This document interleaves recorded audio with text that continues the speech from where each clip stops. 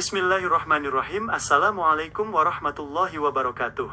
Surah Al-Jin merupakan surah ke-72 di dalam susunan Mushaf Al-Quran, yang terdiri dari 28 ayat dan tergolong sebagai surah Makkiyah, karena diturunkan di kota Mekkah sebelum Nabi Muhammad SAW melakukan hijrah ke Madinah. Penamaan surah ini diambil dari kata Al-Jin, yang terletak pada ayat pertama, merujuk pada kisah sekelompok makhluk gaib dari golongan jin yang mendengarkan bacaan ayat-ayat suci Al-Quran dan kemudian mengimani kebenarannya. Secara garis besar, isi kandungan pokok dari surah ini menceritakan pengakuan dan kekaguman bangsa jin terhadap Al-Quran, yang mereka dengar langsung dari lisan Nabi Muhammad SAW.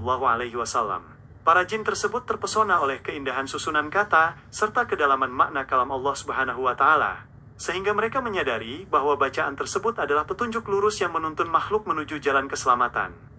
Selain kisah tersebut, surah ini juga menegaskan tentang keesaan Allah Subhanahu wa Ta'ala yang mutlak serta bantahan tegas terhadap segala bentuk keyakinan musyrik yang mempersekutukannya.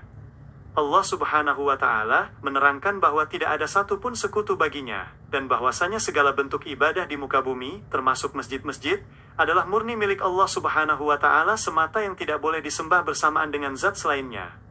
Di dalam rangkaian ayat selanjutnya, dijelaskan pula mengenai reaksi dan kesadaran kaum jin setelah mereka mendapatkan hidayah Islam. Mereka mengakui bahwa sebelumnya ada di antara mereka yang tersesat dan mempercayai perkataan yang dusta mengenai Allah Subhanahu wa Ta'ala. Namun setelah mendengarkan Al-Quran, mereka memahami kebenaran ilahi dan bertekad untuk hidup dalam ketaatan yang lurus.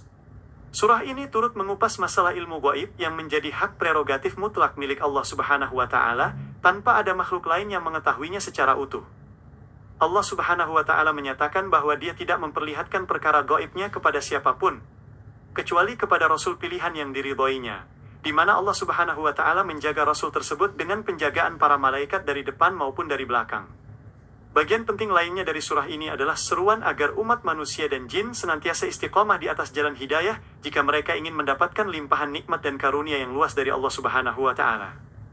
Ditegaskan pula bahwa masjid-masjid dan tempat ibadah didirikan agar manusia mengesahkan Allah Subhanahu wa Ta'ala, sehingga tidak boleh ada doa atau kepatuhan yang ditujukan kepada selainnya di tempat-tempat suci tersebut.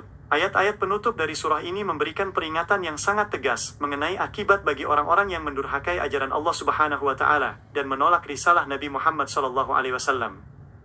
Di sisi lain, surah ini memberikan kabar gembira berupa ganjaran pahala yang besar serta ampunan yang luas bagi hambanya yang patuh, menjaga diri, dan senantiasa berpedoman pada cahaya Al-Quran dalam setiap langkah kehidupannya.